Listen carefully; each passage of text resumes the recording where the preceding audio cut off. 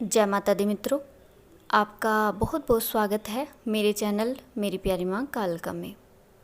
मित्रों, आज जो हम बात करने वाले हैं वो है दुर्गा सप्तशती के पाठ के बारे में कि इस पाठ को करने के लिए हमें किन नियमों का पालन करना चाहिए। दुर्गा सप्तशती का पाठ जो मार्कंडेय पुराण के देवी महात्म्य से लिया गया है, जिसमें माँ की महिमा का गुणगान किया गया है। इस पाठ को करने से काफ़ी बदलाव और लाभ व्यक्ति को मिलते हैं। देखिए मित्रों, अगर आप इनका पाठ करते हैं वो आप पर निर्भर करता है कि आप रोज़ में करते हैं या नवरात्रि में करते हैं। नवरात्रि में इसका महत्व कुछ ज़्यादा ही है क्योंकि शक्तियाँ काफ़ी जागृत अवस्था में होती हैं, तो हमें नवरात्रि के समय पर अवश्य ही इसका पाठ करना चाहिए। दुर्गा सप्तशती का पाठ करते समय हमें दुर्गा सप्तशती की जो पुस्तक है उसे हाथ में लेकर नहीं पढ़ना चाहिए। उसका पाठ हाथ में लेकर नहीं करेंगे, स्टैंड पर ही हम पुस्तक को रखेंगे, ग्रंथ को रखेंगे, तभी हम पाठ करेंगे। और ग्रंथ को जो है लाल कपड़े में ही ढक कर रखें। जब हम पाठ करें तो उस कपड़े पर ही रखें और जब पाठ समाप्त करें तब ग्रंथ को उस कपड़े में, लाल कपड़े में ढक कर रखें। और जब हम पाठ जो है प्रारंभ करेंगे, सर्वप्रथम जल का आचमन करेंगे, भगवान गणेश जी का ध्यान करेंगे और भगवान भोलेनाथ का ध्यान करेंगे, नारायण जी का ध्यान करेंगे, बाबा बटुक भैरव बाबा का ध्यान करेंगे जो माँ के बच्चे हैं। बटुक भैरव बाबा जो काफ़ी सौम्य स्वरूप है बाबा भैरव का, जो घर में पूजे जा सकते हैं। हनुमान जी का ध्यान करेंगे जो माँ के लांगुरवीर हैं। ध्वजा को आगे लेकर चलने वाले बाबा लांगुरवीर, उनका ध्यान करेंगे। इसके बाद हाथ में सुपारी लेकर संकल्प लेंगे। बिना संकल्प के पाठ करना कोई लाभदायक नहीं होता। संकल्प करें, माँ को अपनी मनोकामना बताएं कि हे माँ भगवती, इस मनोकामना से मैं ये पाठ प्रारंभ कर रहा हूँ, आप ही मेरी मनोकामना पूरी करें। यदि आप सिर्फ माँ का सानिध्य प्राप्त करना चाहते हैं तो माँ को बताएं कि माँ भगवती, आप सदैव मेरे साथ रहें और मैं सिर्फ़ और सिर्फ आपका प्रेम और स्नेह पाने के लिए पाठ कर रहा हूँ।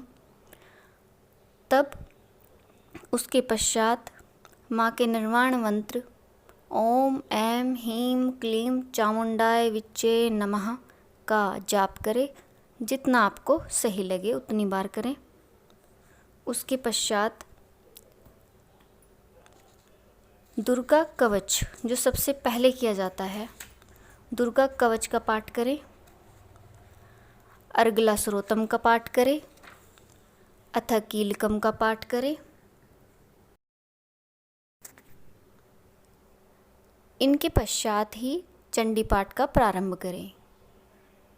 इनका पाठ सर्वप्रथम अनिवार्य है। इनके पश्चात ही हमें जो है पाठ शुरू करना चाहिए क्योंकि वो पाठ निर्दोष होता है। यही जो है दुर्गा सप्तशती में लिखा हुआ है। और एक भ्रम रहता है मन में कि हम संस्कृत में पढ़ें या हिंदी में। संस्कृत में पढ़ते हुए डरते हैं लोग कि हमसे कोई गलती ना हो जाए,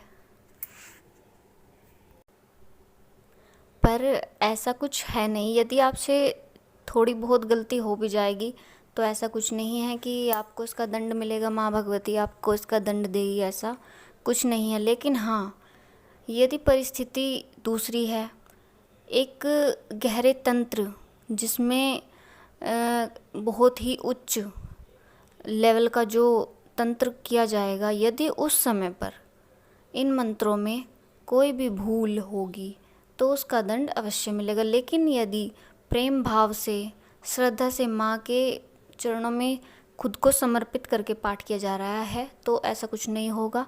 माँ जो है इन सब गलतियों को नज़रअंदाज करेगी, दंड कोई मिलने वाला है नहीं। सच्चे मन से जो है पाठ को करिए। वो आपकी इच्छा है कि आप संस्कृत में करें या हिंदी में करें। ये तो एक भ्रम की स्थिति थी जो मैंने इसके बारे में बात की कि सभी आप कर सकते हैं। इस बात को मन में ना रखें कि यदि कोई गलती हो जाएगी तो माँ आपको दंड देगी, दंड नहीं मिलेगा। ऐसा कुछ नहीं है। माँ कभी किसी का बुरा नहीं करती, सदैव भला ही करती है। पाठ के पूरा होने के पश्चात जो है समय याचना ज़रूर करें। समय याचना इसलिए ज़रूरी है कि यदि हमसे अज्ञानतावश कोई भूल हो भी गई है तो हमें माँ भगवती माफ़ करे।